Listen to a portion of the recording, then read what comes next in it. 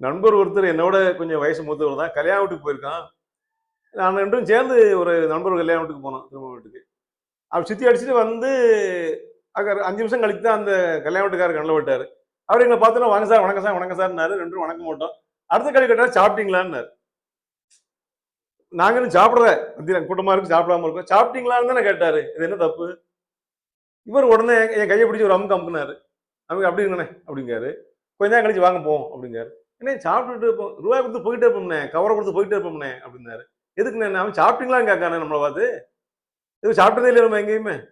சாப்பிட மாட்டோம். வீட்ல சாப்பாடு கிடையாதா? வீட்ல பட்டினியா கிடக்கணுமா? வசதி இல்லையா? வாய்ப்பு இல்லையா? அது இல்லையா? இது இல்லையா? கல்யாணத்துக்கு வந்தா சாப்பிட்டீங்களா? அப்புறம் எப்படி கேட்பாரு அவரு? கல்யாண வீட்ல சாப்பிட்டீங்களா கேட்காரு. அப்படி கேட்கக்கூடாதுண்ணே. சாப்பிடுங்கன்னு சொல்லணும். வந்தீங்களே சாப்பிடுங்க. சார் வாங்க சார், வாங்க சார், சாப்பிடுவாங்க சார், சாப்பிடுவாங்க சார் அப்படி கூப்பிடணும். அந்த மாதிரி சாப்பிட்டீங்களா? அப்படின்னா என்ன வீட்டுல சாப்பிட வந்தோம் நம்ம? சாப்பாடே கிடைக்கல நமக்கு. சாப்பாடு கலந்து கிடக்குறமாக்கும். சாப்பிட்டீங்களான்னு கேட்கறான் அப்படின்னா. என்னடா ஒரு வார்த்தைக்கு இத்தனை வித்தியாசமா? அவரு எதார்த்தமா அவருக்கு கேட்க தெரியல. வாங்க, நல்லா இருக்கீங்களா? சாப்பிட வாங்க. சாப்பிட்டு தான் விடுவேன். நல்லா சாப்பிடுங்க. நான் பக்கத்துலயே நிக்கிறேன். உங்களை சாப்பிடாம அனுப்ப மாட்டேன். இப்படி செயற்கையா அவருக்கு பேச தெரியல. அண்ணா என்ன வாங்க சாப்பிட்டீங்களா? அப்படின்னாரு.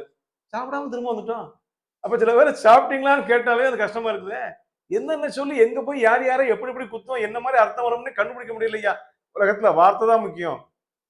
வார்த்தை ஒரு வார்த்தை வெல்லும், ஒரு வார்த்தை கொல்லுங்கிறான் பாத்தீங்களா? வார்த்தைகளை பேச கவனிச்சுக்கணும் முதல்ல.